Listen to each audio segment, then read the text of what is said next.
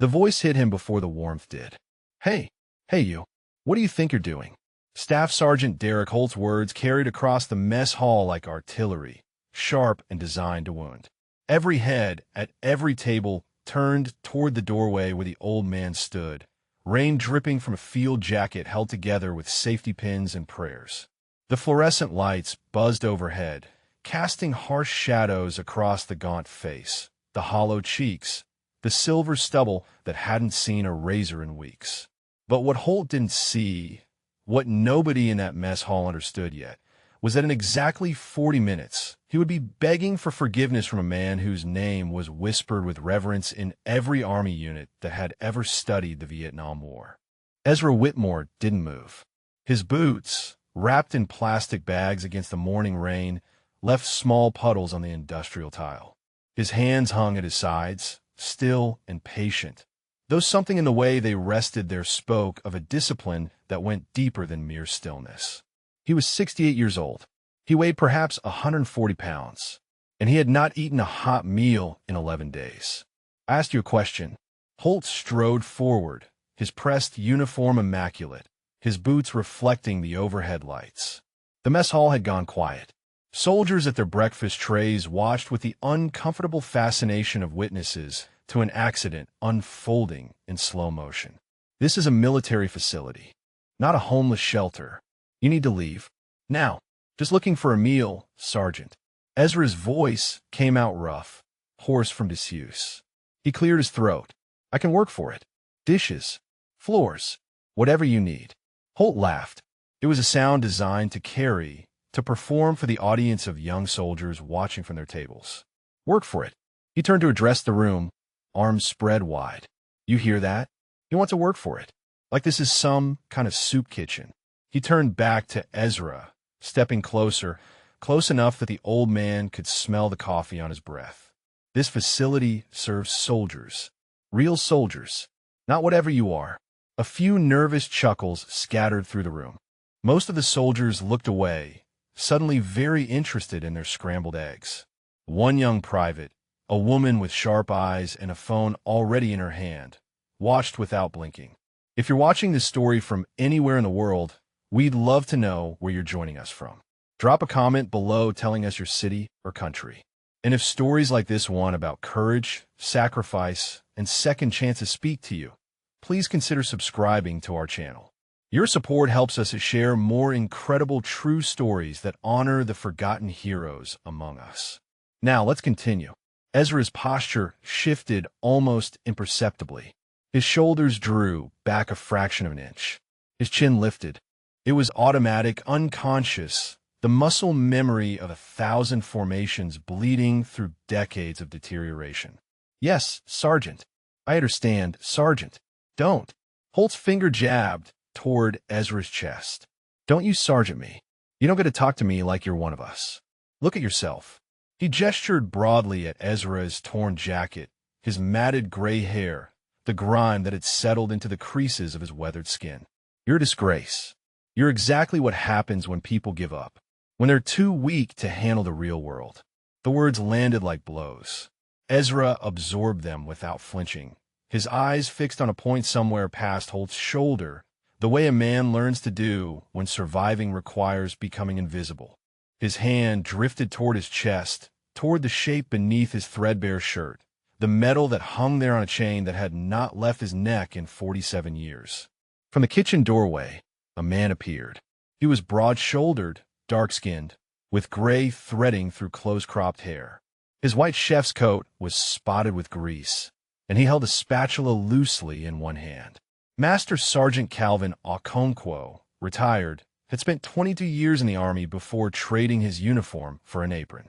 He had seen a lot of things in those years. He had learned to read people the way some men read maps. And something about the old man in the doorway made him stop breathing. Holt hadn't noticed. He was still performing, still playing to his audience of uncomfortable soldiers.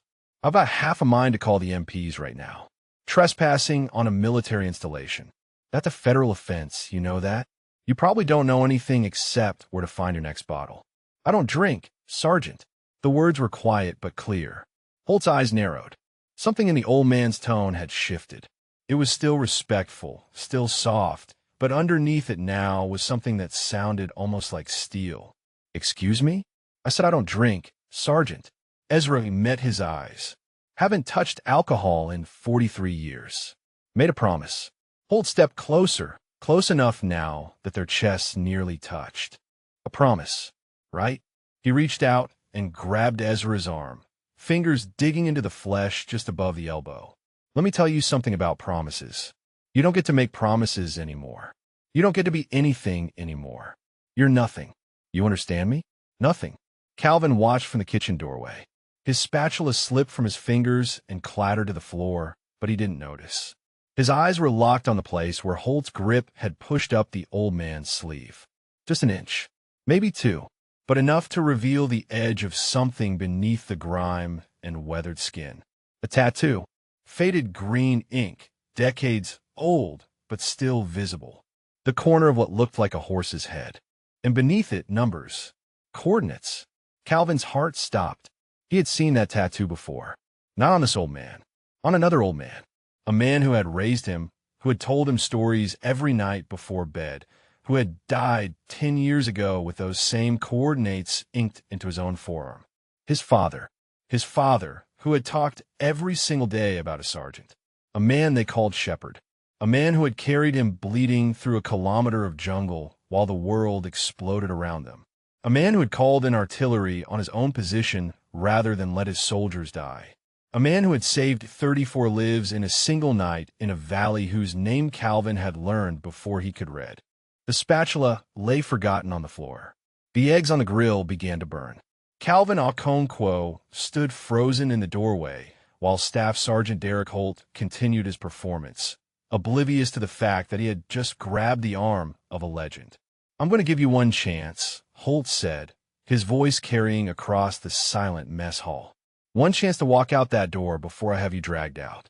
And trust me, old man, you don't want that. You don't want everyone here to see what happens to trespassers who think they can just wander in and pretend to be something they're not." Ezra said nothing. His eyes had gone distant, focused on something far beyond the mess hall walls. His free hand rested against his chest, against the metal shapes beneath his shirt. 2 sets of dog tags, one with his name, one with another name, a name he whispered to himself every morning when he woke and every night before he slept. Still walking, Webb, still carrying. The rain continued to drip from his jacket onto the tile floor. The soldiers watched in uncomfortable silence. The young private with the phone had begun recording, and in the kitchen doorway, Calvin Okonkwo finally found his voice. "Wait." The word came out strangled, barely audible. He cleared his throat and tried again. "Sergeant Holt." "Wait." Holt turned, annoyance flickering across his features. "What is it, Calvin? Kind of busy here." Calvin stepped forward. His legs felt unsteady beneath him. His eyes never left the old man's forearm, the tattoo barely visible beneath Holt's grip. Just wait a moment. Please. This isn't your concern." Holt's grip tightened on Ezra's arm. "This is a security matter. I'm handling it." Calvin looked at the old man's face, at the weathered skin and hollow cheeks and eyes that held something he recognized. Something his father's eyes had held on certain nights, when the memories came too strong and sleep became impossible. "At least let me give him something to eat," Calvin said. "In the kitchen. Out of sight. Nobody has to know." Holt laughed again, but this time there was an edge to it. "You want to feed this vagrant? On my watch? In my mess hall?" He shook his head. "No. No way. This is exactly what's wrong with this country.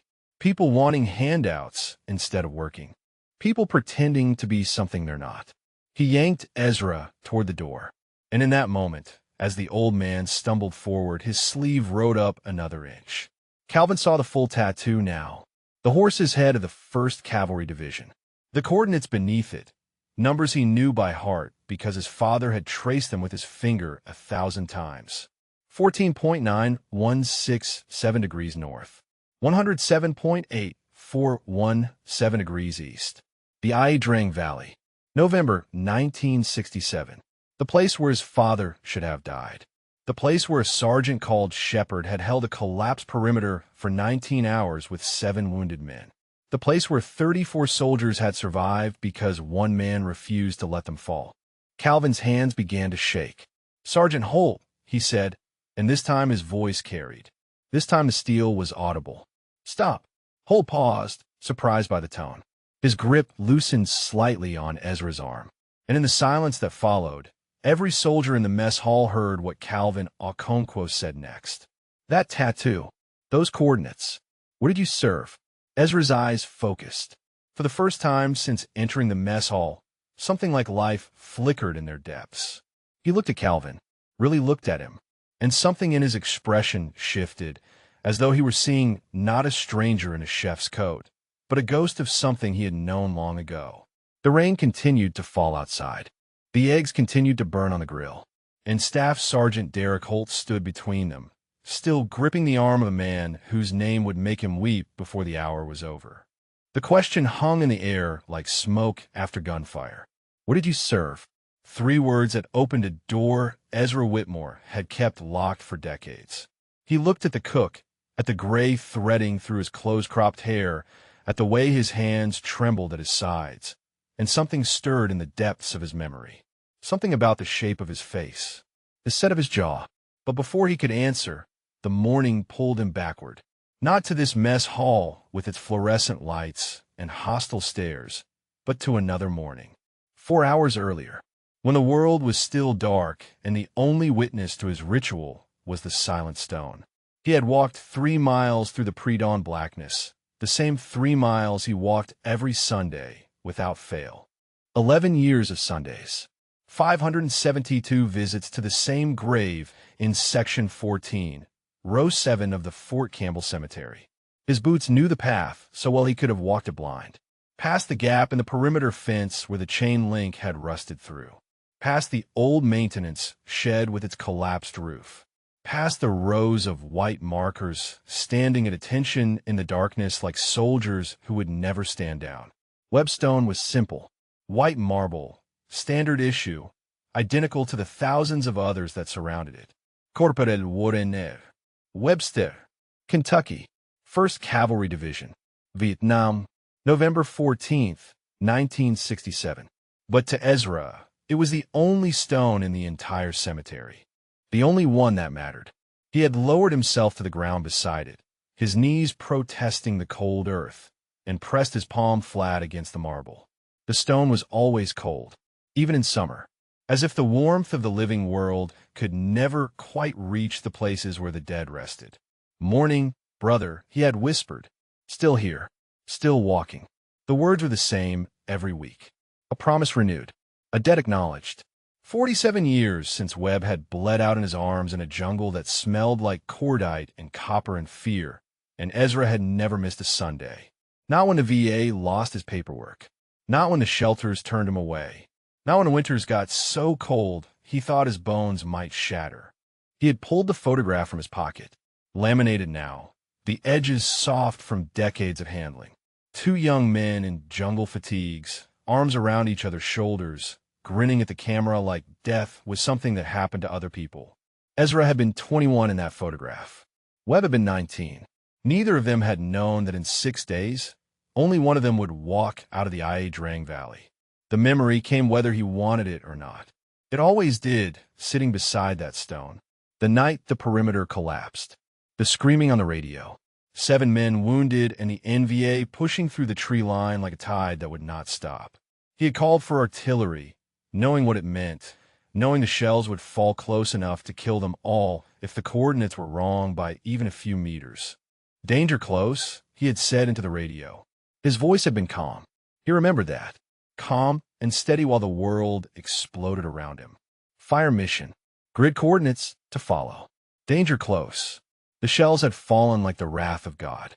The tree line had disappeared in a wall of fire and thunder. And when the silence came, when the ringing in his ears faded enough to hear the moaning of the wounded, Ezra had started moving, gathering the survivors, checking pulses, counting the living. 7 wounded, all breathing. The perimeter was gone, collapsed inward, but they were alive. He had carried them out one by one, through a kilometer of jungle that seemed to stretch forever, his shoulders screaming, his legs burning. Webb beside him, covering their retreat, firing into the darkness at shapes that moved between the trees. They were 200 meters from the extraction point when the RPG came. Ezra had not seen the shooter, had not heard the launch. One moment Webb was beside him, rifle up, eyes scanning the tree line. The next moment he was on the ground, and Ezra's hands were pressing against a wound that would not stop bleeding no matter how hard he pushed. The shrapnel had severed the femoral artery. Ezra knew what that meant. Every soldier knew what that meant. 90 seconds, maybe less.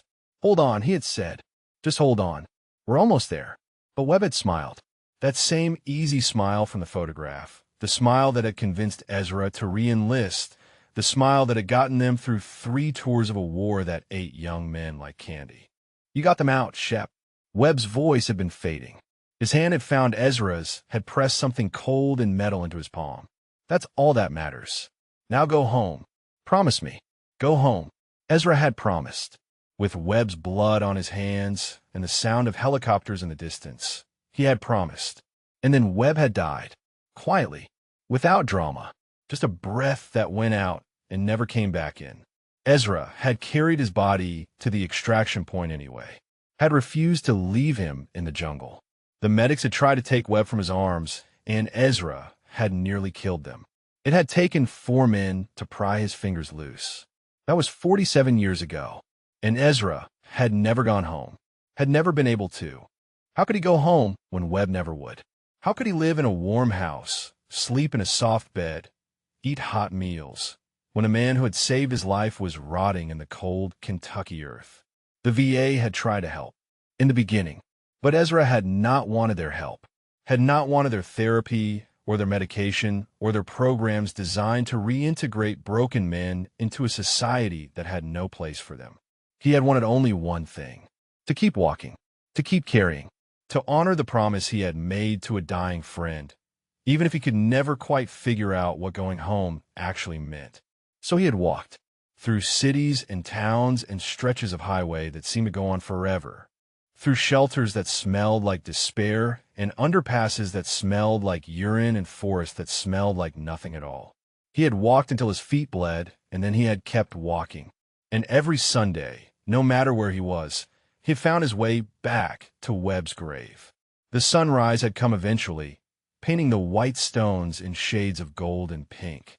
Ezra had pressed his lips to the cold marble, whispered his goodbyes, and risen on knees that cracked like gunfire.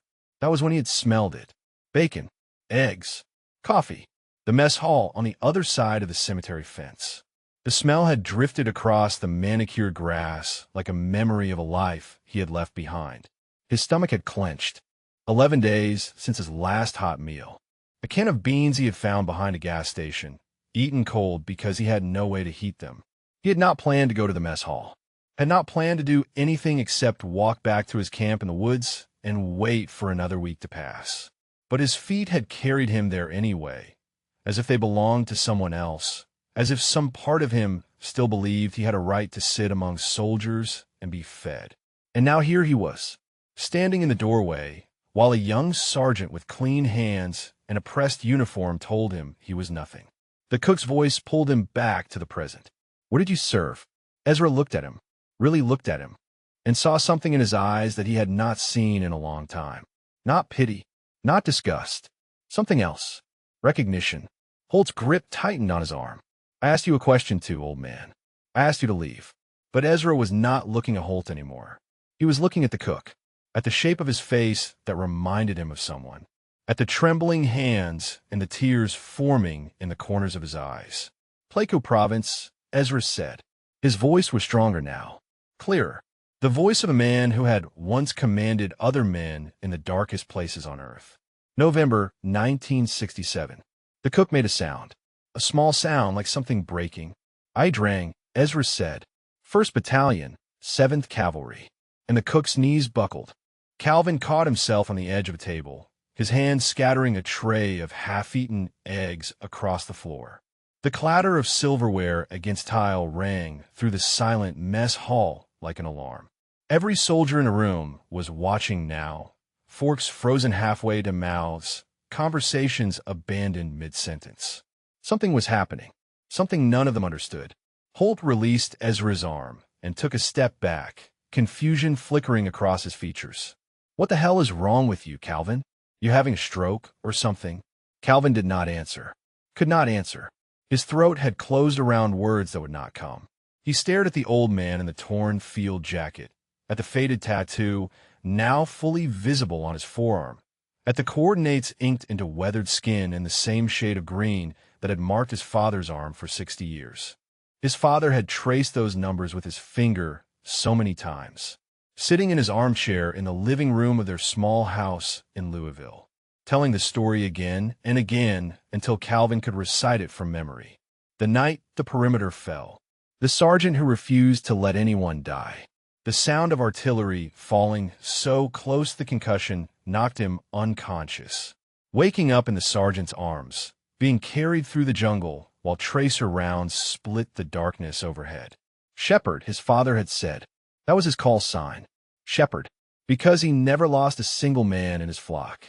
Not until the very end.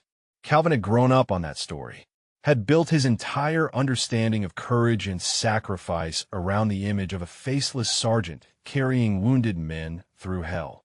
And now that sergeant was standing in his mess hall, being called a disgrace by a man who had never heard a shot fired in anger.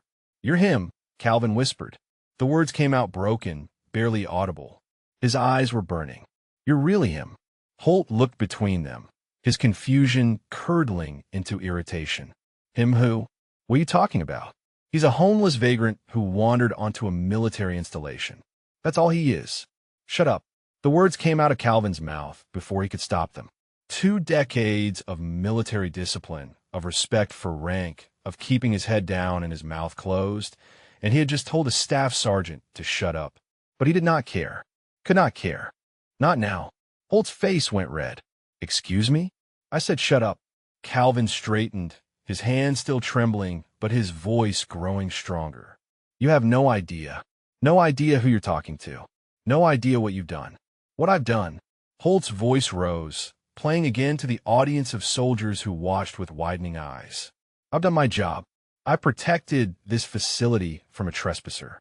That's what I've done. And now you're going to tell me to shut up?" He stepped toward Calvin, finger jabbing. "You're a civilian contractor. You don't get to tell me anything." But Calvin was not looking at him anymore. He had moved past Holt, past the scattered trays and the staring soldiers, until he stood directly in front of Ezra. Close enough to see the web of scars across his knuckles. Close enough to smell the rain and wood smoke that clung to his clothes. Close enough to look into eyes that held 47 years of grief. "My name is Calvin Okonkwo," he said. His voice cracked on the surname. "My father was Marcus Okonkwo, Specialist First Class, 1st Battalion, 7th Cavalry." Something changed in Ezra's face. The distant look faded. His eyes focused, sharpened, as if he were seeing Calvin for the first time, as if he were seeing through him to something beyond. "Okonkwo," he repeated. The name came out slowly, carefully, like a man handling something fragile. "Marcus Okonkwo. He had a tattoo," Calvin said. "Same as yours. Same coordinates. Same unit insignia. He showed it to me every day of my life. He told me about a sergeant who carried him through a kilometer of jungle with shrapnel in his back, who called in artillery on his own position rather than let the enemy overrun them, who saved 34 men in a single night." Ezra's hand moved to his chest, to the dog tags beneath his shirt. His fingers wrapped around the metal shapes, as if they were the only solid thing in a world that had suddenly become unstable. "Marcus," he said again. "Little guy.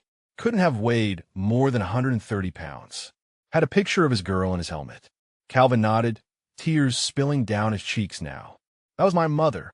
They got married 3 months after he came home." The mess hall had gone completely silent. Even Holt had stopped talking, stopped moving, frozen in place by the weight of what was unfolding before him. The young private with the phone had risen from her seat, moving closer, capturing everything. Ezra's eyes were wet now, too. He looked at Calvin the way a man looks at a miracle he does not deserve. The way a man looks at proof that something he did 47 years ago still mattered. He made it, Ezra whispered. Your father. He made a home. He did. Calvin's voice was barely a breath. Because of you. He lived another 53 years because of what you did that night. He had 3 children, 7 grandchildren. He coached Little League for 20 years. He volunteered at the VA every Saturday until the cancer took him. He reached out, gripped Ezra's arm where Holt had gripped it moments before, but gently now with reverence. He lived because you carried him out. Holt finally found his voice. Now wait just a minute. This doesn't change anything. He could have heard that story anywhere. Could have looked up the records, memorized the details. That doesn't prove anything. Calvin turned on him with a fury that made Holt take a step backward. You want proof? His voice echoed off the walls. You want documentation? He pulled his phone from his pocket with shaking hands. I'll give you proof. He dialed a number he had never expected to dial. A number he had been given years ago and told to use only in emergencies. The phone rang once. Twice. A voice answered. Gruff. Authoritative. Colonel Sturgis's office. This is Master Sergeant Calvin Okonkwo, retired. Calvin's military bearing snapped back into place, his spine straightening, his voice steadying. I'm calling from Mess Hall 3. I need to speak with the colonel immediately. Tell him it's about I. Drang. Tell him I found Shepard. A pause on the other end. Then, Holt, please. Holt was shaking his head now, backing away. This is insane. You're all insane.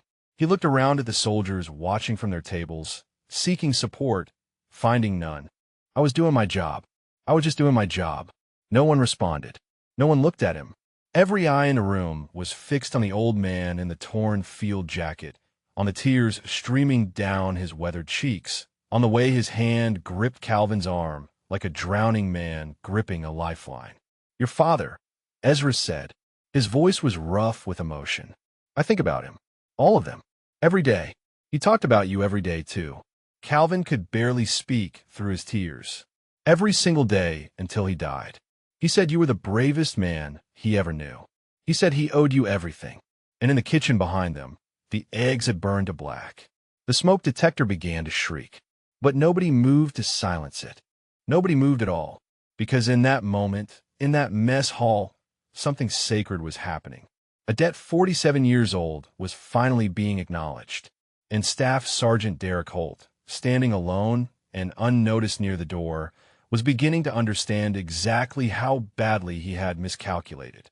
The smoke detector screamed for 30 seconds before someone finally climbed on a chair and pulled the battery. The silence that followed was heavier than the noise had been.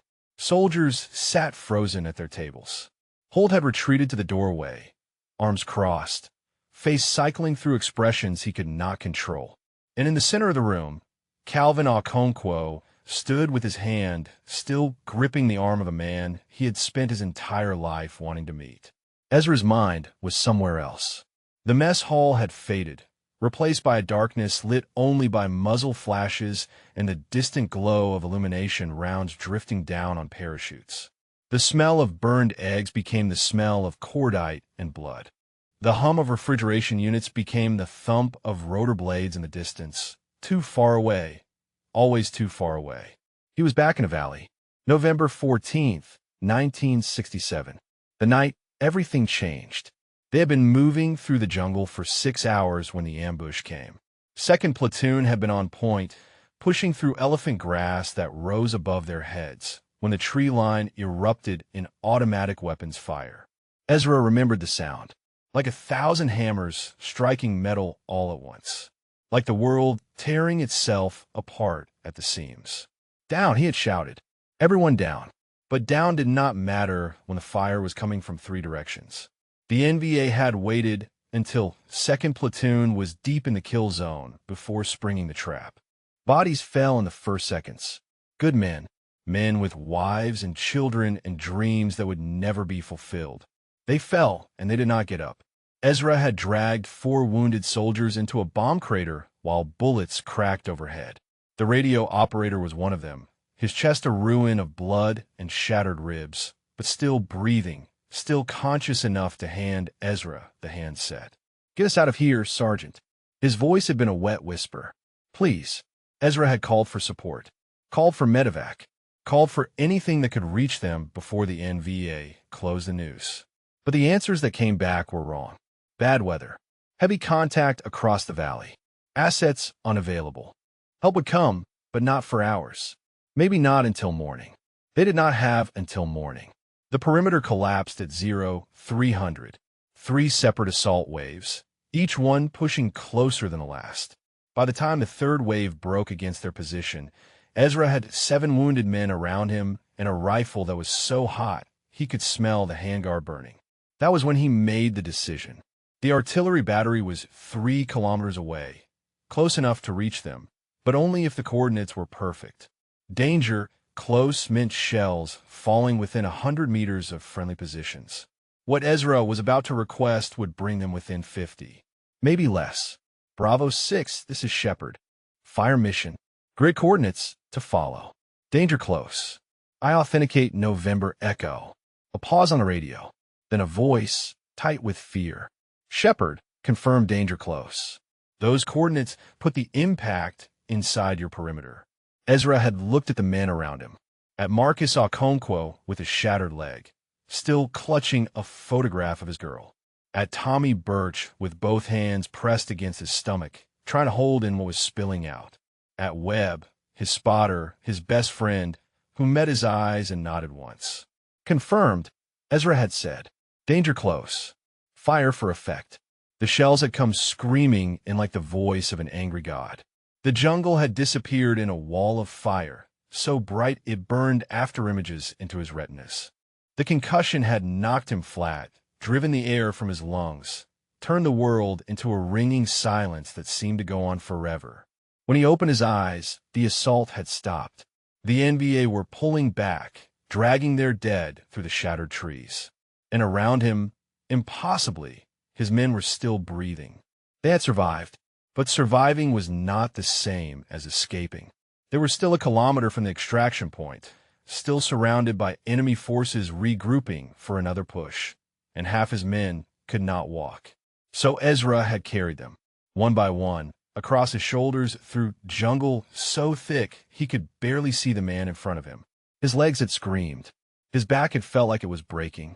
But he did not stop, could not stop, because stopping meant leaving someone behind, and Ezra Whitmore had never left anyone behind. Webb had covered their retreat, moving like a ghost through the underbrush, picking off NVA soldiers who got too close, buying them time with every shot. He had been magnificent that night, the best soldier Ezra had ever known. They were 200 meters from the extraction point when the RPG found him. Ezra remembered the sound. A whoosh, then a flash, then Webb falling like a puppet with its strings cut. He remembered dropping the man he was carrying and running toward his friend, knowing already what he would find, knowing already that some wounds could not be fixed. Webb's legs were gone below the knees. The shrapnel had shredded the femoral artery. Blood pulsed out in a rhythm that slowed even as Ezra watched, even as he pressed his hands against wounds that could not be closed. Stop, he had said. Don't do this. Don't you do this to me. But Webb had smiled. That same damn smile. The one that had convinced Ezra to re-enlist. The one that had gotten him through 3 tours. The one that would haunt him for the rest of his life. You got them out, Shep. Webb's hand had pressed the dog tags into his palm. That's all that matters. It doesn't matter. Nothing matters if you're not there. Ezra's voice had cracked. We were supposed to go home together. You promised. Go home. Webb's eyes were losing focus. Promise me. Go home. I promise. Ezra had gripped his hand so hard he felt bones shift. I promise. And then Webb had breathed out, and his hand had gone limp, and the promise had become a chain that Ezra would wear for the rest of his life. A hand touched his shoulder, pulling him back to the present. Calvin's face swam into focus, creased with concern. Are you all right? Ezra realized his cheeks were wet. His hands were shaking. The mess hall had returned, fluorescent lights and staring soldiers and the smell of burned eggs. Your father, Ezra said. His voice was barely a whisper. He was one of the men I carried out that night. Him and Tommy Birch and 5 others. I could still feel the weight of them on my shoulders. Calvin nodded, tears streaming down his own face. I know. He told me. Every detail. And Webb. Ezra's hand closed around the dog tags beneath his shirt. Webb was covering our retreat. He was the best of us, and I couldn't save him. The words hung in the air. 47 years of grief compressed into a single sentence.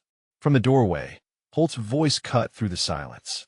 This doesn't prove anything. Memories aren't proof. But no one was listening to him anymore. No one cared what he had to say.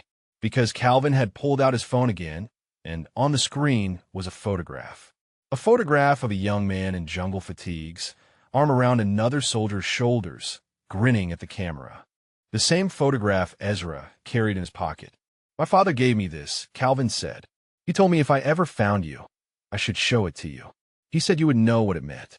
Ezra looked at the photograph, at his own face, young and unbroken, at Webb beside him, alive and laughing. And for the first time in 47 years, he wept. The tears came silently at first. Then they came in waves that shook his entire body, decades of grief breaking loose like a dam giving way. Ezra Whitmore had not cried since the night Webb died, had not allowed himself that weakness, had built walls so high and so thick that nothing could penetrate them. But now those walls were crumbling, and he could not stop them. Calvin guided him to a chair. Someone brought water. The soldiers at nearby tables had risen, moved closer, forming a loose circle around the scene unfolding before them. Their faces held no mockery now, no judgment, only the quiet recognition of men and women who understood, even if they had never experienced it themselves, what it meant to carry a weight that never got lighter. The young private with the phone had stopped recording. She stood at the edge of the circle, her device lowered, tears tracking down her own cheeks. Something about the old man's grief had reached past her screens and algorithms and viral ambitions to touch something deeper, something human. Holt remained at the doorway. His arms were no longer crossed. They hung at his sides, useless, uncertain. His face had lost its certainty.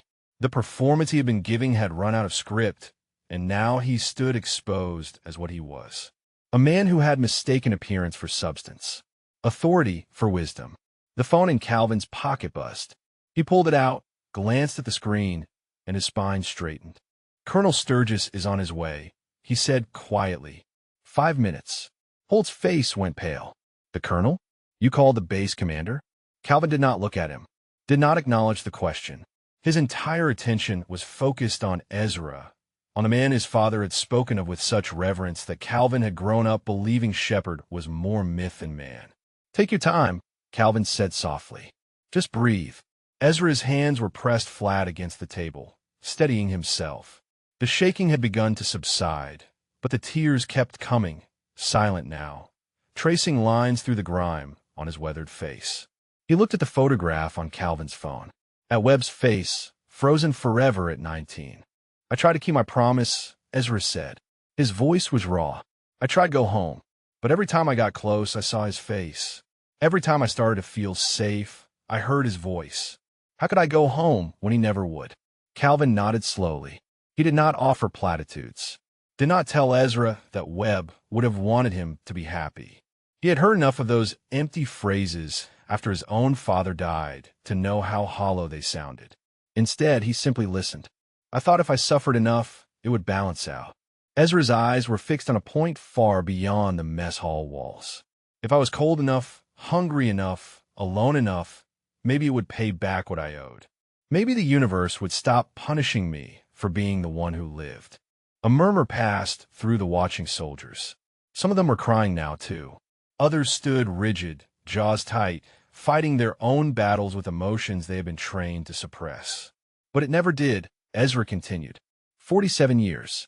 47 years of walking, and I still owe the same debt, still carry the same weight. He looked up at Calvin, and his eyes held something beyond grief, something that looked almost like surrender. I am tired. I'm so tired. Calvin reached out and gripped his shoulder.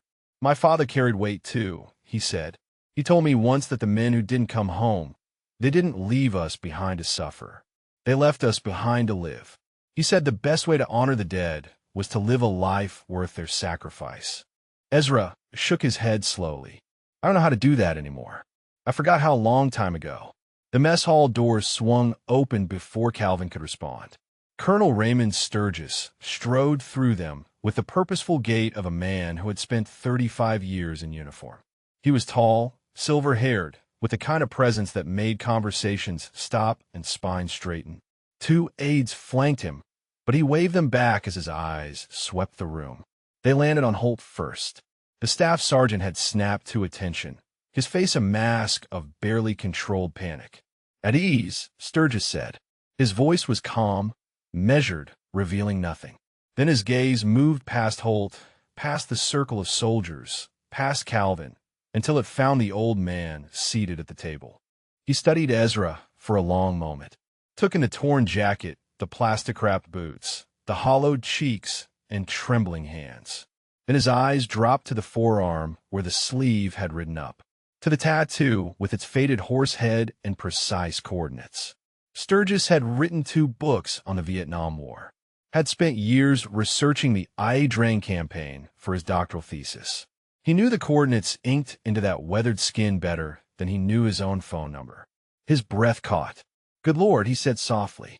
Calvin stepped forward. Colonel, this is the man I called about. I believe this is Master Sergeant Ezra Whitmore. Call sign Shepard. Sturgis moved toward the table, his aides forgotten, his schedule forgotten, everything forgotten except the man before him.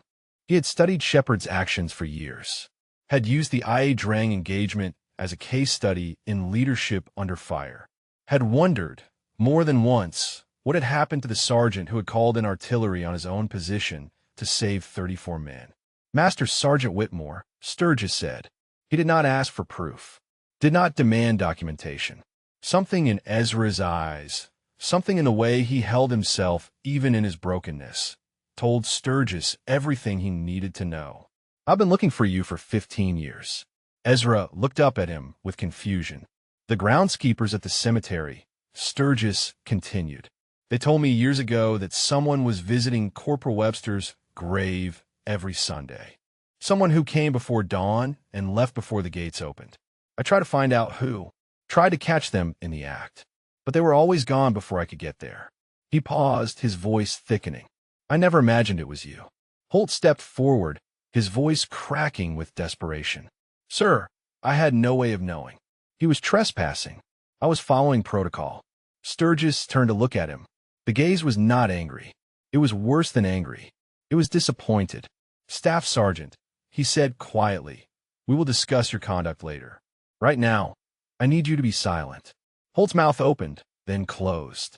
He retreated back to the doorway, his career crumbling visibly around him.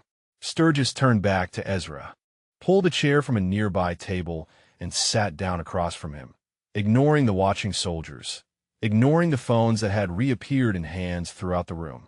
Tell me, he said gently. Tell me everything. Ezra looked at the colonel for a long moment, at the silver eagles on his collar, at the rows of ribbons on his chest that spoke of a career spent in service, at the eyes that held no judgment, only a quiet patience that seemed willing to wait forever if necessary. What do you want to know? He asked. His voice was steadier now, though his hands still trembled against the tabletop. Everything, Sturgis said. Start from the beginning. And so Ezra told him. He told him about growing up in a coal town in eastern Kentucky, where the options after high school were the mines or the military. He told him about enlisting at 17 with a forged permission slip, about basic training at Fort Benning, where a drill sergeant had seen something in him that he had not seen in himself. He told him about arriving in Vietnam in the spring of 1967, a replacement in a unit that had already lost half its original members. He told him about Webb. Warren Webster had been assigned as a spotter 3 days after Ezra arrived. 19 years old, skinny as a rail, with a smile that could light up a firebase and a gift for reading terrain that bordered on supernatural. They had hated each other for the first week. By the second week, they were inseparable. He was better than me, Ezra said. Better eyes, better instincts. Should have been him leading the squad, but he didn't want it. Said he liked watching my back. The soldiers listening had drawn closer. Some had sat down on the floor, legs crossed, faces upturned like children hearing a bedtime story. The phones had been forgotten. This was not content for social media. This was something sacred. Sturgis listened without interrupting. Calvin stood behind Ezra's chair like a sentinel, his hand occasionally touching the old man's shoulder when the words became difficult. Ezra told him about the night operations, the long-range patrols deep into enemy territory, the kills he had made with a rifle he could still feel in his hands if he closed his eyes. He told him about the friends he had lost, one by one, until the fear of making new friends became stronger than the loneliness of having none. And then he told him about November 14th, 1967. The mess hall had gone absolutely silent. Even the refrigeration units seemed to have stopped humming. Ezra's voice filled the space, low and steady, reciting coordinates and grid references and unit designations with the precision of a man who had relived that night 10,000 times. 14.9167 degrees north, he said. 107.8417 degrees east. Drang Valley. Landing zone X-ray. We were part of the follow-up operations after the main battle. Sweeping for stragglers. Intel said the NVA had pulled back across the border. He paused. His jaw tightened. Intel was wrong. He described the ambush, the kill zone, the bodies falling in the elephant grass. He described dragging wounded men into a bomb crater while the world exploded around him. Described the radio calls that went unanswered, the medevac that never came, the slow realization that help was hours away and they had minutes to live. I had 7 wounded, he said. 7 men who were counting on me to get them home. And outside that crater, there were at least 200 NVA who were going to make damn sure that didn't happen. Sturgis nodded slowly. He had read the after-action reports, had studied the maps and the radio transcripts and the Medal of Honor recommendations that had somehow been lost in the chaos of the war's final years. But hearing it from the man himself was different. The words carried a weight that paper could never hold. So you called in the artillery, Sturgis said. Ezra nodded. Danger close. 50 meters from our position.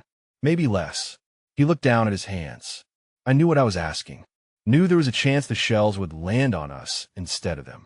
But it was the only chance we had. And it worked. It worked. Ezra's voice was flat. The tree line disappeared. The assault stopped.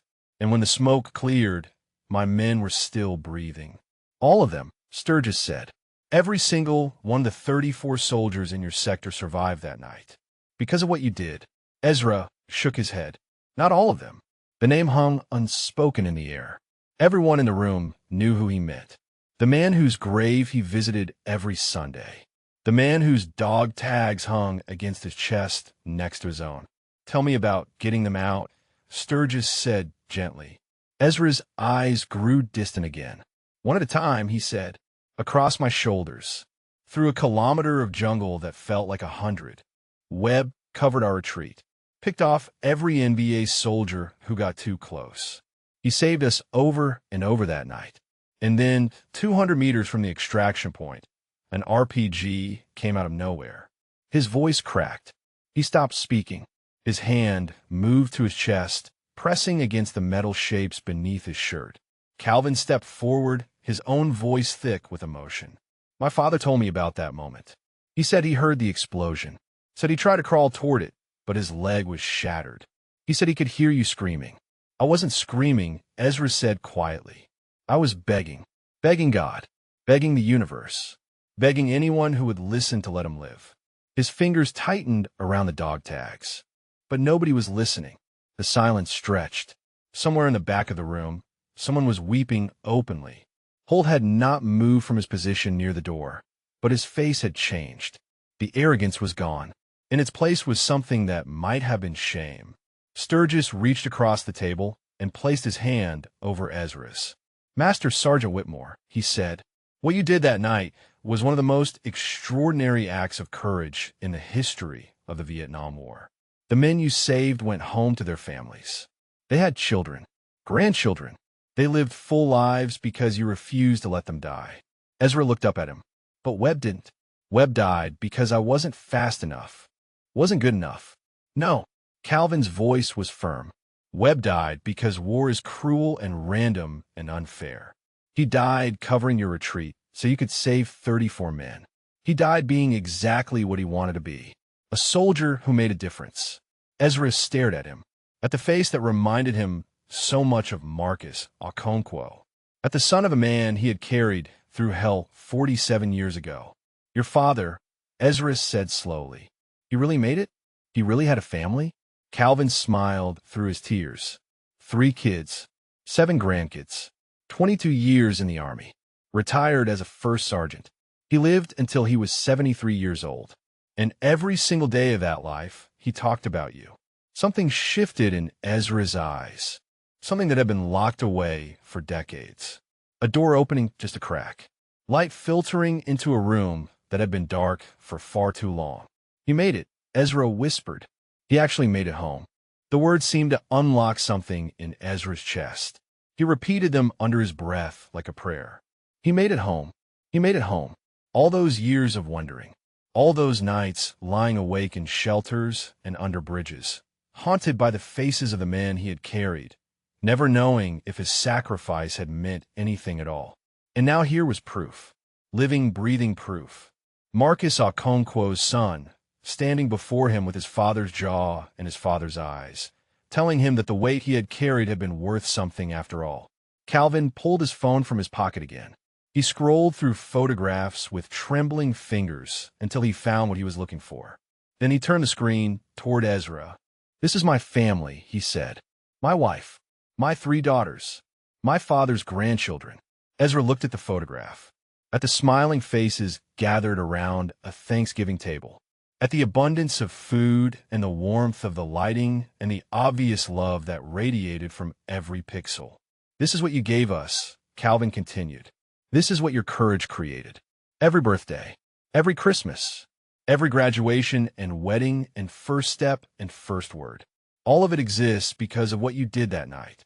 Ezra's hand reached out, hovering over the screen, but not quite touching it, as if the image were too precious to risk smudging with his grimy fingers. I never knew, he whispered. I spent 47 years thinking I failed them, thinking I wasn't fast enough, wasn't strong enough. I thought they all died in that jungle. Sturgis leaned forward. Master Sergeant, did you never try to find out what happened to them? Ezra shook his head slowly. I couldn't. After Webb died, after I got back stateside, I couldn't face it. Every time I saw a uniform, I saw his face.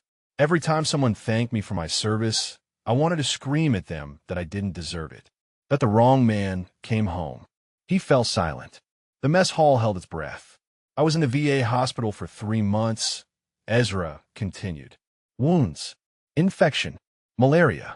And when I got out, I started walking. Didn't know where I was going. Didn't care.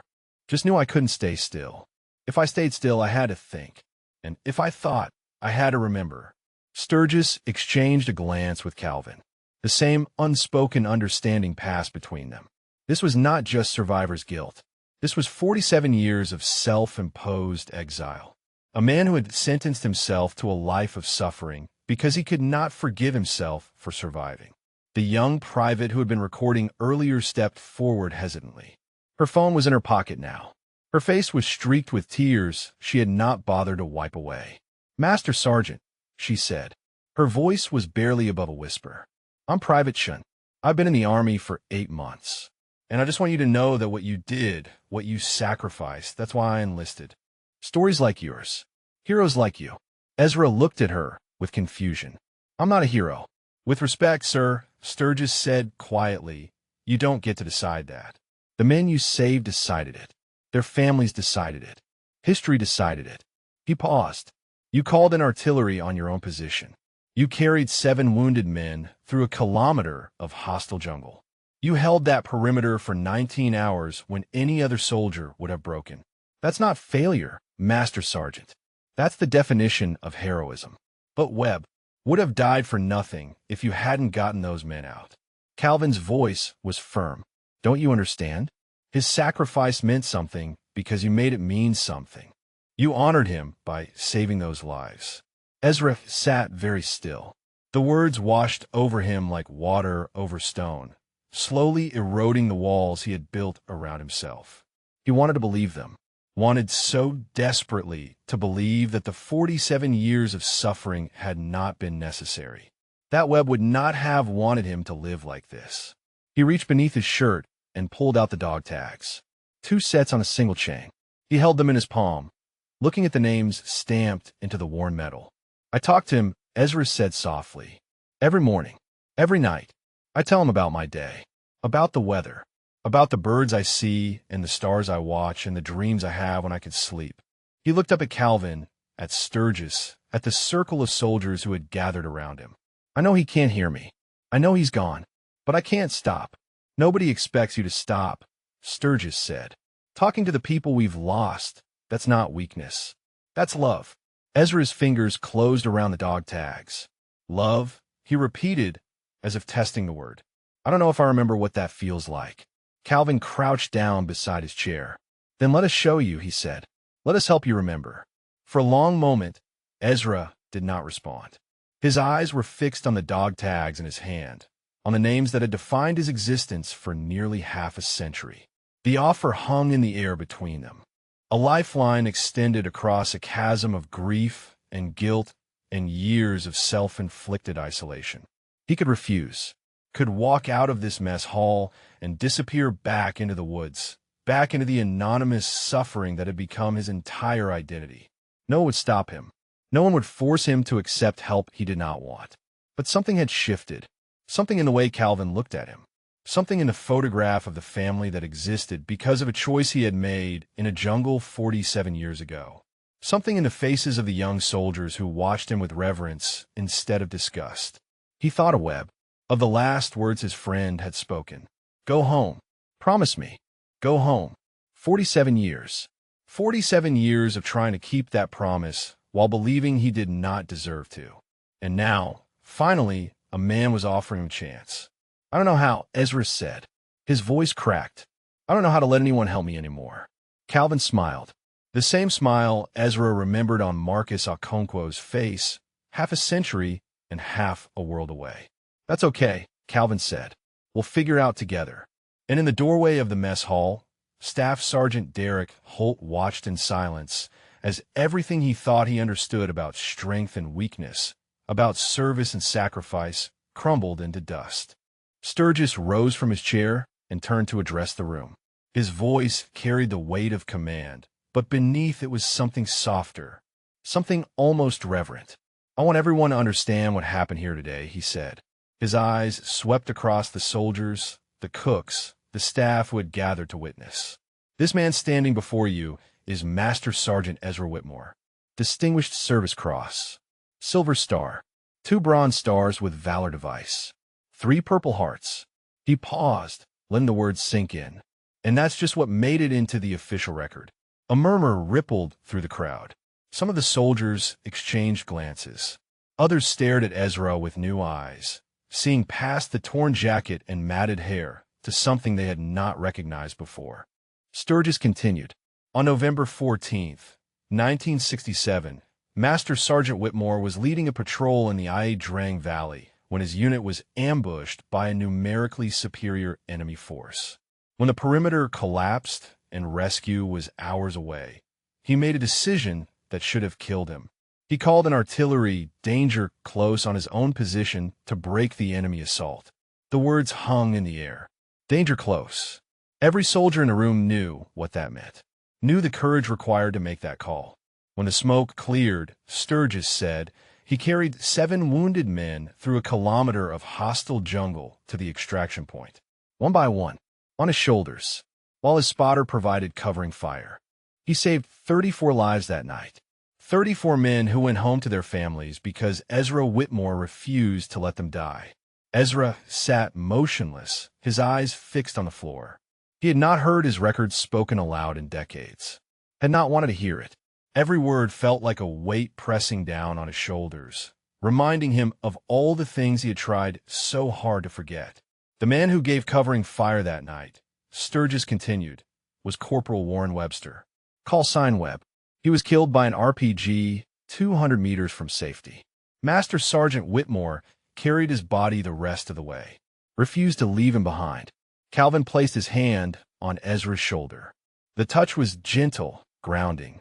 For the last 11 years, Sturgis said, Master Sergeant Whitmore has been living in the woods outside this base, visiting Corporal Webster's grave every Sunday before dawn, honoring his fallen brother in the only way he knew how.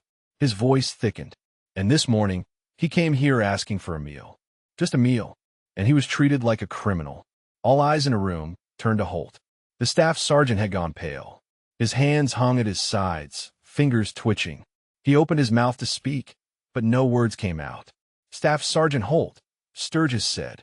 His voice was quiet but carried like thunder. Step forward. Holt walked toward the colonel on legs that seemed barely capable of holding him upright. He stopped 3 feet away and stood at attention, though his body was shaking. Do you understand what you did today? Sir, I was following protocol. I had no way of knowing. Protocol. Sturgis cut him off. Protocol is not an excuse for cruelty. Protocol does not give you the right to humiliate a man in front of his fellow soldiers. Protocol does not erase basic human decency. Holt's jaw tightened. Yes, sir. Sturgis stepped closer. You called this man a disgrace. You told him he was nothing. You grabbed him by the arm and tried to drag him out of this facility like he was garbage. He let the words hang. This man has more courage in his little finger than you will ever possess. This man has seen things, done things, sacrificed things that you cannot begin to comprehend. And you treated him like trash. Tears had begun to stream down Holt's face. He made no move to wipe them away. I didn't know, he whispered. I swear I didn't know. That's exactly the point, Sturgis said. You didn't know. You didn't bother to find out. You looked at his clothes, his appearance, his age, and you decided he was worthless. You judged him without evidence, condemned him without trial. He shook his head slowly. That is not who we are supposed to be. That is not what this uniform represents. The mess hall was absolutely silent. Not a single person moved. Not a single phone was raised. This was not entertainment. This was judgment. This was consequence. Staff Sergeant Holt, Sturgis said formally, effective immediately, you are relieved of your duties. You will report to my office at 0800 tomorrow morning to discuss your future in this man's army. Until then, you are dismissed. Holt stood frozen for a moment. Then he saluted, turned on his heel, and walked toward the door. His footsteps echoed in the silence. When he reached the threshold, he paused. Turn back. Master Sergeant Whitmore, he said. His voice was barely audible. I'm sorry. I'm so sorry. Ezra looked up at him. For a long moment, their eyes met across the width of the mess hall.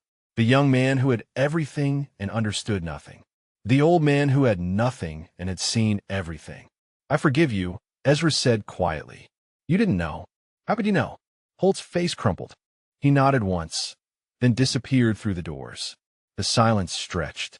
Then Sturgis turned back to Ezra and extended his hand.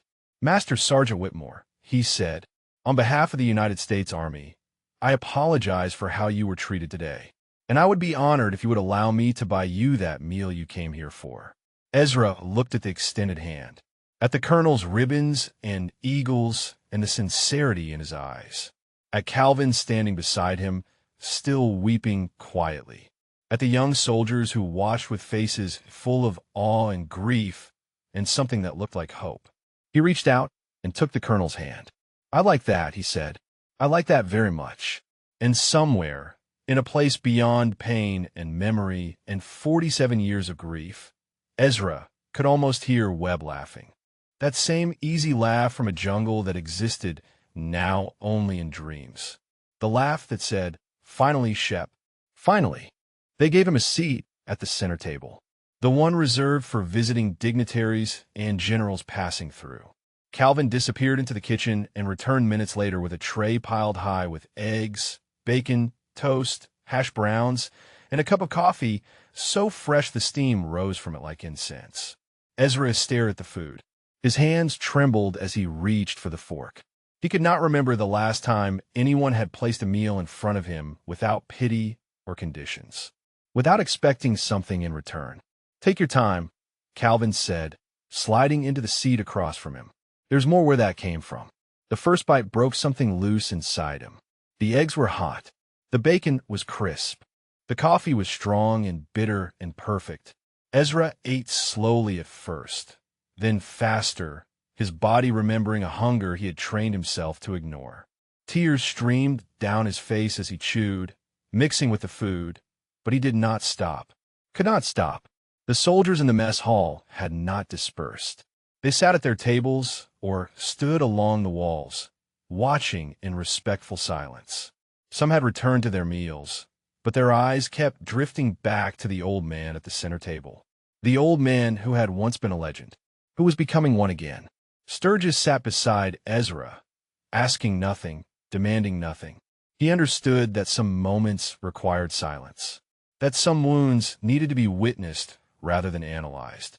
When Ezra finally pushed the empty tray away, his hands had stopped shaking. Color had returned to his hollow cheeks. He looked up at the colonel with eyes that seemed clearer than they had been an hour ago. "Thank you," he said. The words were simple, but they carried the weight of decades. Sturgis nodded. "Master Sergeant, I have to ask, what happened after the war? How did you end up here?" Ezra wrapped his hands around the coffee cup, drawing warmth from its ceramic surface. "After the war," he said slowly. "After the war, I came home, got a job at a factory in Louisville, tried to live like everyone else. But every night, I dreamed of the valley. Every loud noise sent me back there. Every time I closed my eyes, I saw Webb dying in my arms." He paused, gathering words that had never been spoken aloud. "I tried to drink it away. Couldn't. The alcohol just made the dreams worse. I tried to work it away. Couldn't. The factory closed, and I had nothing to fill the hours. I tried to love it away. There was a woman, kind woman, patient, but I couldn't let her in, couldn't let anyone in, because everyone I let in I lost." Calvin leaned forward. "What about the VA? Didn't they help?" Ezra laughed, but there was no humor in it. "The VA. I went there once. Sat in a waiting room for 6 hours. Filled out forms in triplicate. Got shuffled from office to office until I didn't know which way was up. They told me my records were incomplete. Told me I needed documentation I didn't have. Told me to come back next month." He shook his head. "I never went back. Started walking instead. Found out that if I kept moving, the memories couldn't catch up. If I stayed tired enough, I didn't dream. If I stayed hungry enough, I didn't think." He looked at Sturgis. It wasn't a plan. It was just survival. One day at a time. One step at a time. For 47 years, Private Chun had moved closer during his story. She stood at the edge of the table now, her young face creased with emotions she was still learning to name. "Master Sergeant," she said hesitantly. "Why Fort Campbell? Of all the places you could have walked, why here?" Ezra's hand moved to his chest, to the dog tag beneath his shirt. "Webb," he said simply. "This is where they brought him home. Section 14, row 7. I found his grave 15 years after he died. Por accident. I was passing through, saw the cemetery, walked in to pay my respects to soldiers I never knew. And there he was." His voice cracked. "I dropped to my knees in the middle of that cemetery, and I cried like I hadn't cried since the day he died. And when I was done crying, I made a decision. I would never leave him again. I would stay close. Visit him every week. Tell him about my life. Even if that life was just walking and sleeping and trying to survive another day." "So you stayed," Sturgis said. "I stayed." Ezra nodded. "Found a spot in the woods where nobody bothered me. Learned which days the mess halls threw out food. Learned which churches gave out meals without asking questions. Build a routine. A life, if you can call it that." Calvin reached across the table and gripped his arm. "You could have had so much more. The benefits you earned. The recognition you deserved. There are programs, resources, people who would have helped." "I know," Ezra said quietly. "I know all that now. But back then, I didn't think I deserved help. Didn't think I deserved anything. I let Webb die. I let the best man I ever knew bleed out in my arms. What right did I have to comfort when he had none?" The question hung in the air. Unanswerable. The kind of question that only survivors understood. Sturgis leaned back in his chair. "Master Sergeant, what you're describing is survivor's guilt. It's one of the most common wounds our veterans carry. And it's one of the hardest to heal because it doesn't leave a scar you can see. I know what it is, Ezra said. I've read the books, heard the speeches, but knowing what something is called doesn't make it go away. Doesn't stop the dreams or silence the voices or fill the emptiness that's been inside me since November 14th, 1967. No, Sturgis agreed. It doesn't. But you know what has helped? Ezra looked at him. Connection, Sturgis said. Community. Being with people who understand. Who've been where you've been. Who carry the same weight. He gestured around the mess hall. This place. These people. We're not here by accident, Master Sergeant. We're here because somewhere along the line, we all decided that serving something larger than ourselves was worth the cost. He paused. You've been carrying this alone for 47 years. Maybe it's time to let someone else help you carry it. Ezra looked around the room, at the young soldiers who watched him with reverence, at Calvin, whose very existence was proof that his suffering had meant something, at Sturgis, who offered not charity but brotherhood. For the first time in nearly half a century, Ezra Whitmore allowed himself to consider that maybe, just maybe, he didn't have to carry the weight alone. The mess hall doors opened again. A woman in civilian clothes walked through them with purpose, a leather folder tucked under her arm. She was in her 50s, gray streaking through dark hair, pulled back in a practical bun, and she moved with the efficiency of someone who had spent decades navigating military bureaucracy. Colonel Sturgis, she said, nodding to him before her eyes found Ezra. Master Sergeant Whitmore, I am Dr. Patricia Vance. I run the Veterans Outreach Program here at Campbell. The colonel called me. Ezra tensed. His instinct was to run, to disappear before another well-meaning official could shuffle him through a system designed to process rather than heal. But Calvin's hand was still on his arm, anchoring him to the chair. I'm not here to put you in a system, Dr. Vance said, reading his expression. I'm here to give you options. Nothing more. She pulled a chair from an adjacent table and sat down across from him. Her eyes were kind but direct. No pity, no condescension. Just the steady regard of someone who had seen broken men before and knew that the first step toward healing was dignity. I spent 20 years in the Army, she said. Medical Corps. 3 deployments. I've sat across from more veterans than I can count. Men and women who thought they were beyond help. Who believed they didn't deserve it. She paused. Every single one of them was wrong. Ezra said nothing. His fingers traced the edge of his empty coffee cup. The colonel told me your story, Dr. Vance continued. Not all of it. Just enough. She opened her leather folder and removed a single sheet of paper. This is a list of what you're entitled to. Housing assistance, medical care, disability compensation, back pay for benefits you should have been receiving for decades. She slid the paper across the table. Ezra looked at it, but did not touch it. I don't want charity, he said. It's not charity. Dr. Vance's voice was firm. It's compensation. For services rendered. For sacrifices made. For wounds that never healed because no one was there to help them heal. She leaned forward. You earned every single thing on that list, Master Sergeant. The question is whether you're ready to accept it. The mess hall had grown quiet again. The soldiers who remained watched the exchange with the kind of attention usually reserved for ceremonies and promotions. They understood, perhaps better than anyone, what was being offered, and what it would cost the old man to accept it. Sturgis spoke. Master Sergeant, I have housing on this base for veterans in transition. Nothing fancy. A room, a bed, 3 meals a day. No paperwork. No hoops to jump through. Just a place to sleep that isn't in the woods. Ezra's jaw tightened. For how long? For as long as you need. And what do I have to do in return? Nothing. Sturgis held his gaze. Show up. Eat. Sleep. Start there. Everything else can come later. Calvin squeezed his arm. My father would want this for you, he said. What would want this for you? You know he would. The name hit Ezra like a physical blow. He closed his eyes. Behind his lids, he saw Webb's face. Not dying in the jungle, but alive and laughing. The way he had looked in the photograph. The way he had looked before the war took everything. What would Webb say if he could see him now? Sitting in a mess hall, surrounded by soldiers who wanted to help, and still running from the help he needed? He would say, stop being stubborn, Shep. He would say, take the damn help. Ezra opened his eyes. Dr. Vance was watching him with patient expectation. Sturgis sat with his hands folded, waiting. Calvin's grip on his arm had not loosened. "I don't know if I can do this," Ezra said. His voice was barely a whisper. "I've been alone so long. I don't know how to be anything else." "You don't have to know," Dr. Vance said. "You just have to try." The word echoed in his mind. Try. Such a small word. Such a terrifying concept. To try meant to hope. To hope meant to risk disappointment.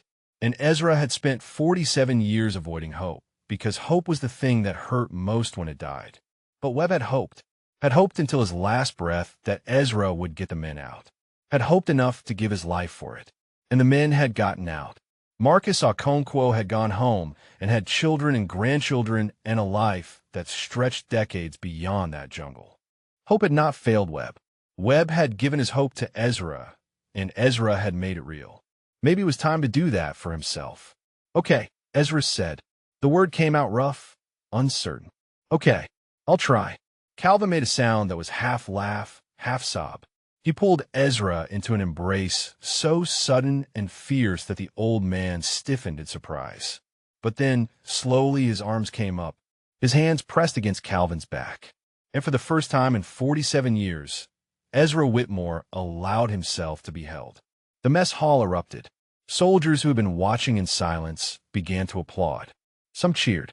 Others wiped tears from their faces without shame. Private Chun was openly weeping, her phone forgotten in her pocket. Sturgis rose and came around the table. He placed his hand on Ezra's shoulder. "Welcome home, Master Sergeant," he said. "Welcome home." Ezra looked up at him through eyes blurred with tears. "Home," he repeated. The word felt foreign on his tongue, a language he had forgotten how to speak. But somewhere deep inside him, in a place that had been cold and dark for nearly half a century, something stirred. Something warm. Something that felt almost like hope. "Still here, Webb," he whispered. "Still trying. And maybe, just maybe, finally going home." The video hit the internet 3 hours later. Private Chun had not posted it herself. She had shown it to a friend, who had shown it to another friend, who had uploaded it without permission. By evening, it had been viewed 200,000 times. By midnight, it had crossed 1 million. By the following morning, every major news outlet in the country was running the story. Homeless veteran humiliated in mess hall revealed as decorated war hero. The headlines wrote themselves. The footage of Holt's contempt, Calvin's emotional recognition, Sturgis's quiet fury, and at the center of it all, an old man in a torn jacket who had carried 34 men through hell and then spent 47 years punishing himself for the one he couldn't save. Ezra knew none of this. He was asleep in a room at the base veterans' housing, the first real bed he had occupied in over a decade. The sheets were clean. The pillow was soft. And for the first time in longer than he could remember, he did not dream of the jungle. He woke to sunlight streaming through curtains he did not recognize. For a moment, panic seized him. Where was he? What had happened? His hand flew to his chest, found the dog tag still hanging there, and the panic subsided. Webb, still here, still carrying. A knock at the door. Calvin's voice came through the wood. "Master Sergeant, you awake?" Ezra sat up slowly. His body ached in ways it had not ached while sleeping on forest floors. As if the comfort itself was a shock to muscles that had forgotten softness. "Come in," he said. Calvin entered carrying a tray. More eggs. More bacon. Toast with butter melting into its surface. Coffee steaming in a ceramic mug. "Thought you might be hungry," Calvin said. He set the tray on the small desk by the window. "Also, I should probably warn you. Things have gone a little crazy." Ezra looked at him with confusion. "Crazy how?" Calvin pulled out his phone and handed it over. The screen showed a news article with Ezra's face at the center.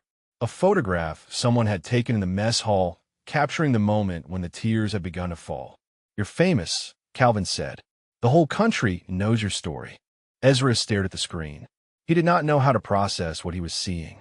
His face, his name, his history, laid bare for strangers to consume.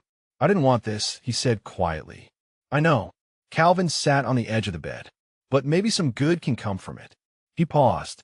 The Secretary of Veterans Affairs called Colonel Sturgis this morning. They want to review your case personally. Make sure you get everything you're owed. Ezra shook his head slowly. I told you, I don't want charity. And I told you it's not charity. Calvin's voice was gentle but firm. But that's not all. He hesitated. There are others, Master Sergeant. Other men you saved that night. They saw the video. They've been calling the base all morning. Ezra's breath caught. Others? Tommy Birch. Lives in Arizona now. 3 kids, 5 grandkids. He's been trying to find you for 30 years. Calvin smiled through tears that had begun to form again. James Holloway, retired colonel. He said you carried him with a piece of shrapnel still in your back. Didn't even know you were wounded until you collapsed at the extraction point. Ezra remembered. Holloway had been heavy, 200 pounds of muscle and gear. The shrapnel had ground against his spine with every step, but stopping had not been an option. Stopping meant dying. They want to see you, Calvin continued. All of them, the ones who are still alive. They want to thank you. In person. The words hit him like artillery. 34 men. 34 lives that had continued because of what he had done. Families that existed. Children born. Grandchildren growing up. All of it tracing back to a night in a valley that smelled like blood and cordite and fear. I don't know if I can face them, Ezra whispered. What if they blame me? What if they look at me and see only Webb? Only what I couldn't do. Calvin reached out and gripped his hand. They don't blame you. They never blamed you. They've spent 47 years trying to find you, so they could tell you that. The tears came again. Ezra had cried more in the past 24 hours than he had in the preceding 5 decades. It was as if the walls he had built were crumbling completely now, letting out grief and guilt and hope in equal measure. There's something else, Calvin said. He pulled an envelope from his pocket. This came for you this morning. Hand-delivered. Ezra took the envelope with trembling hands. His name was written on the front in careful script.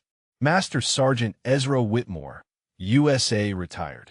He opened it. Inside was a single sheet of paper, folded once. He unfolded it and began to read. Dear Shepard, my name is Margaret Webster Collins. I am Warren's sister. I have waited 47 years to write this letter. Ezra's vision blurred. He blinked hard, forcing himself to continue. My brother wrote to me about you. Every letter he sent from Vietnam mentioned his sergeant. The man who never lost anyone. The man who treated his soldiers like family. He said you were the finest leader he had ever known. He said he would follow you anywhere. The words swam on the page. Ezra gripped the paper so hard it crinkled. When Warren died, a part of me died with him. But when I learned what happened that night, when I read the reports and understood what you did, what you sacrificed, I knew that my brother did not die in vain. He died protecting a man who saved 34 lives. He died being exactly who he wanted to be. Ezra could barely breathe. I never blamed you. I want you to know that. I never blamed you for surviving. Warren would have wanted you to live, would have wanted you to find peace. And now, after all these years, I hope you finally can. If you are willing, I would very much like to meet you. To thank you in person for being the kind of man my brother believed in. The kind of man worth dying for. With love and gratitude, Margaret. Ezra lowered the letter. His hand was shaking so badly the paper rattled. She doesn't blame me, he whispered. Webb's sister. She doesn't blame me. Calvin shook his head. Nobody blames you, Master Sergeant. Nobody ever did. Except you. The truth of it settled over Ezra like a blanket. 47 years of self-imposed exile. 47 years of punishment for a crime no one had charged him with. And all along, the people he thought he had failed had been looking for him, wanted to thank him, wanted to tell him that what he had done mattered. He looked at Calvin, at the son of a man he had carried through darkness. I think, Ezra said slowly, I think I'm ready to stop running now. Calvin smiled. Then let's go see Webb. Together. The way it should have been all along. 3 months later, the sunrise found Ezra Whitmore walking through the gates of the Fort Campbell Cemetery. Not through a gap in the fence. Not before dawn to avoid being seen. Through the main entrance, in the golden light of a Sunday morning, with Calvin Okonkwo at his side. He wore clean clothes now. A pressed shirt, trousers without holes, boots that did not need plastic bags to keep out the rain.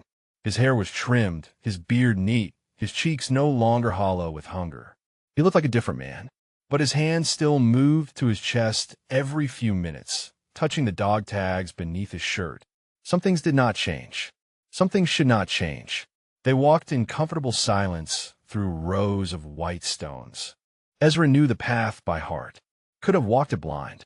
But today, for the first time, he did not walk it alone. Section 14, Row 7.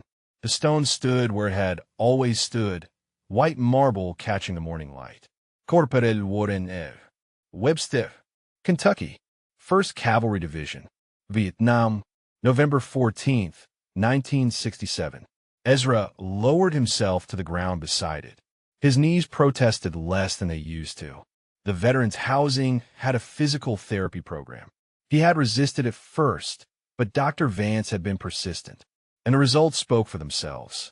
"Morning, brother," Ezra said softly. "Brought someone to meet you." Calvin knelt beside him. He placed a small bouquet of flowers against the base of the stone. Yellow roses. Webb's favorite, according to Margaret. "Corporal Webster," Calvin said. "My name is Calvin Okonkwo. My father was Marcus Okonkwo. You saved his life the night you died." He paused, his voice thickening. "I have 3 daughters because of you.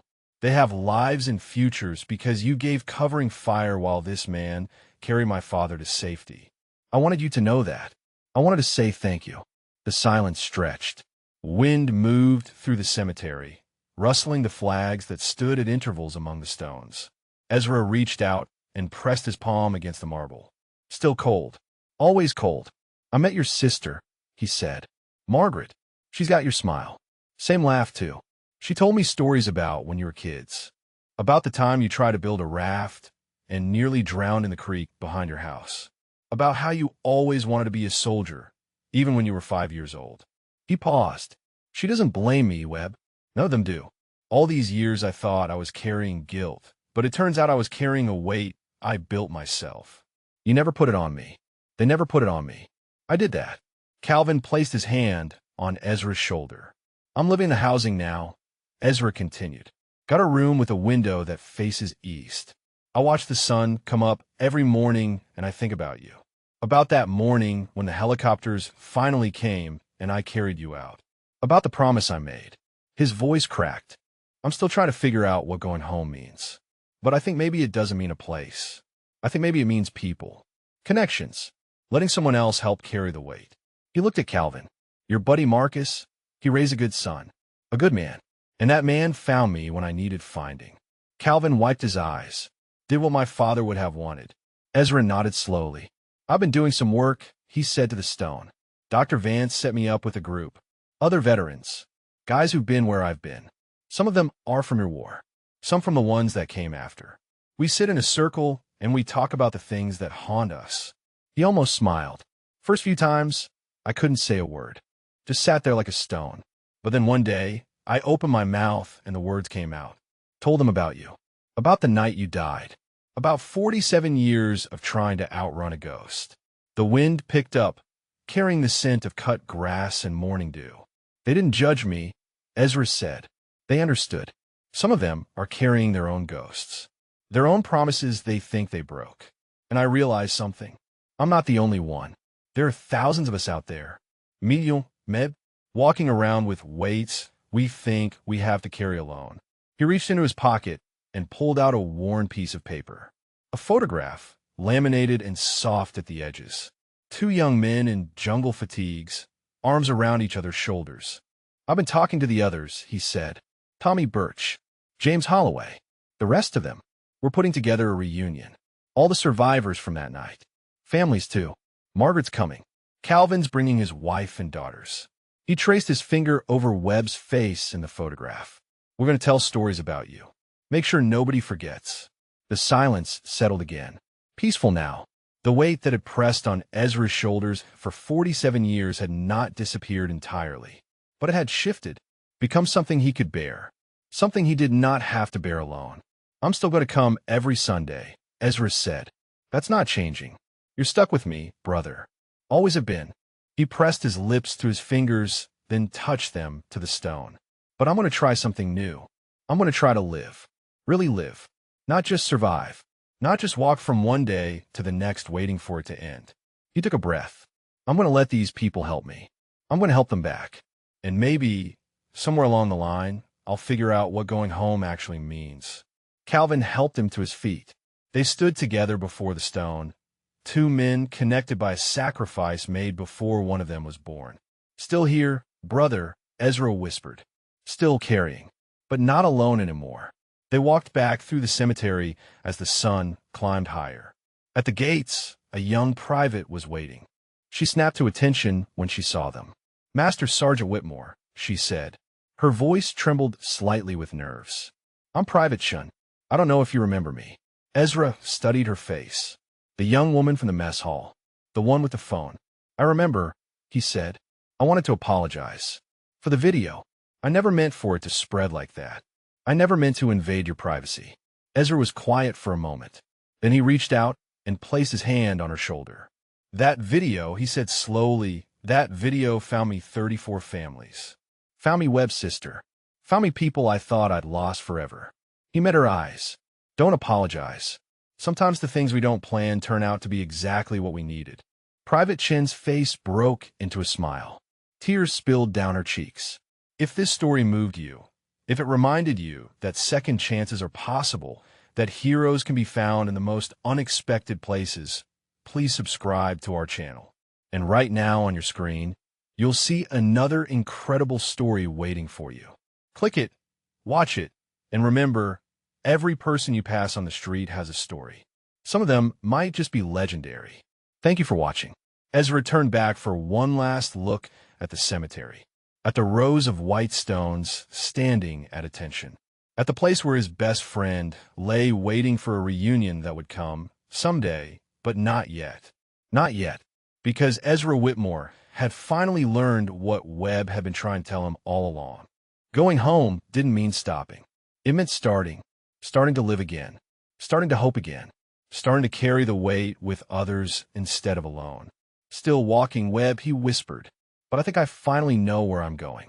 And with Calvin at his side and the sun warm on his face, Ezra Whitmore walked through the gates and into the rest of his life.